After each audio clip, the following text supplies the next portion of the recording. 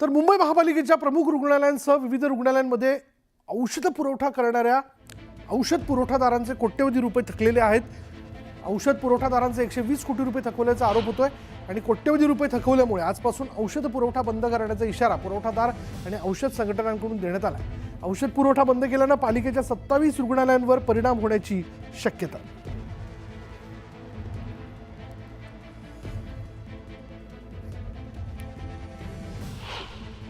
आज 160 करोड महानगरपालिकेच्या माध्यमातून द्यायचं आहे।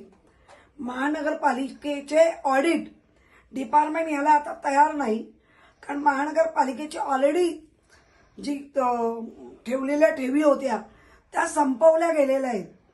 त्यामुळे अशा महानगरपालिकेला कशा प्रकारे रन करायचं ही आता आयुक्तांना पडलेली काळजी आहे। गव्हर्नमेंटचे हॉस्पिटल्स आहेत राज्याच्या, त्या हॉस्पिटलमध्ये तर ऑलरेडी तुटवडा आहे औषधांचा आणि लाडक्या बहिणीवर प्रचंड खर्च केला आणि आज त्याच लाडक्या बहिणींना औषधं मिळत नाही आहेत।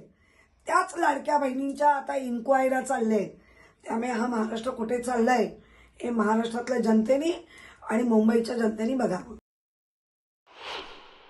गेल्याच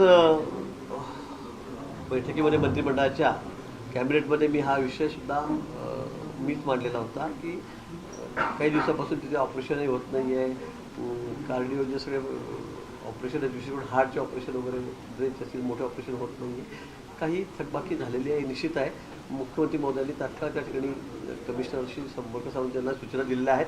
मला वाटतं आता हे सुरळीत झालेलं असेल, नसेल झालं तरी पण मला वाटतं या 2-3 दिवसामध्ये कुठेही कोणाची थकबाकी राहणार नाही अशी काळजी शासन घेईल। नंतर नगर महानगरमध्ये आपण बघणार आहोत, जाऊयात पंढरपूरला। पंढरपूरच्या विठ्ठल रुक्मिणी मंदिरात पारंपरिकरित्या भोगीचा सण साजरा करण्यात आला। पहाटेचं रुक्मिणी मातेला पहाटे आज पंचामृताचा अभिषेक करून स्नान घालण्यात आला आणि यानंतर सुवासिनींनी रुक्मिणी मातेला भोगीचं वाण अर्पण केलं। रुक्मिणी मातेच्या साक्षीनं एकमेकांना हळदी कुंकू लावत नववर्षातल्या पहिल्या सणाची सुरुवात करण्यात आली आणि यावेळी रुक्मिणी मातेची सुवर्ण अलंकारांनी पूजा बांधण्यात आली। आता ब्रेक नंतर नगर महानगरमध्ये आपण बघणार आहोत, दित्यम दित्यम सत्यम सत्यम हे मंगलाष्टकातील शब्दांचा उच्चार झाला आणि लाखो वऱ्हाड्यांनी श्री सिद्धरामेश्वर महाराज यांच्यावर अक्षतांचा वर्षाव केला। अतिशय भक्तिमय वातावरणात भक्तलिंग हर बोला हरच्या जयघोषात सोलापूरचं ग्रामदैवत शिवयोगी श्री सिद्धरामेश्वर यांच्या योगदंडाशी कुंभार कन्येचा नयनरम्य असा प्रतिकात्मक सोहळा पार पडला आणि यावेळी मानाच्या 7 नंदी ध्वजाच्या साक्षीनं बाराबंदी पोशाखात लाखो भाविक सहभागी झाले होते आणि या सोहळ्यासाठी कर्नाटक, आंध्र प्रदेश, तेलंगणा राज्यातील भाविक सोलापुरात दाखल झाले होते।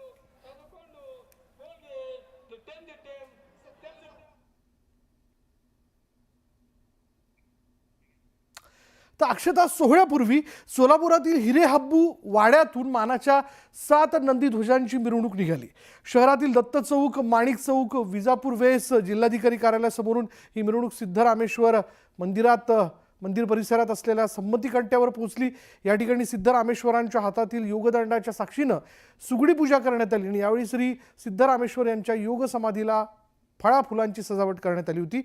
400 किलो लिंबाची माळ, 10 पोती गाजर, 3 पोती चिकू, 3 कॅरेट पेरू, 3 कॅरेट सफरचंद, 50 किलो संत्री, गुळाची ढेप, विविध कडधान्य आणि 5 प्रकारच्या 1000 किलोपेक्षा अधिक फुलांची सजावट यावेळी करण्यात आली।